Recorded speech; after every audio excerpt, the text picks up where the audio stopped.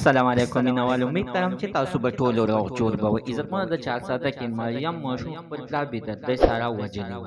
عزتمنو اوس ویل کېږي چې دغه پلار ته پانسي ورکړل شوه. راځئ مینوال ما سره د ویډیو تر اخره پورې وګورئ چې تاسو ته پوره معلومات در ورسېږي. د دې معلومات نه مخکې راول زه تاسو ته دا یادګي نه وکړم. تاسو کو چارې زموږ په دې سوپر کلیک چینل کې نوي وئ، چینل هم نوي سبسکرایب کړئ. مهرباني وکړئ تاسو زموږ دا سوپر کلیک چینل د سره سبسکرایب کړئ. خوا کې ورسره د ټلۍ نشان و چې ښایي یوه نوې معلوماتي ویډیو تاسو ته په اسانۍ باندې در ورسېږي.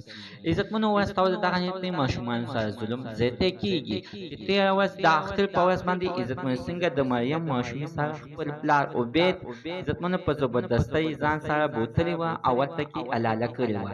مینوالو اوس ویل کېږي چې دغه عبید خلک ته سرکار یعنې پانسي ورکړله، ښه پور سزا یې ورته ورکړه. چې موږ د دغې نه خبر شو عزتمنو ډېر سخت خوشحاله شولو چې ځکه خیر سره قاتل ته سزا میلاو شوله.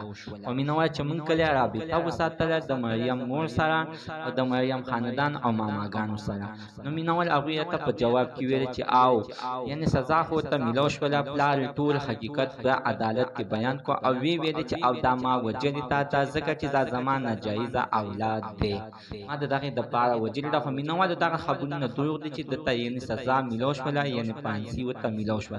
تر اوسه پورې ورته عزتمن لا څه سزا لا نه ده میلاو شوې، خو جیل کې پروت دی او جیل ته یې ولېږلو.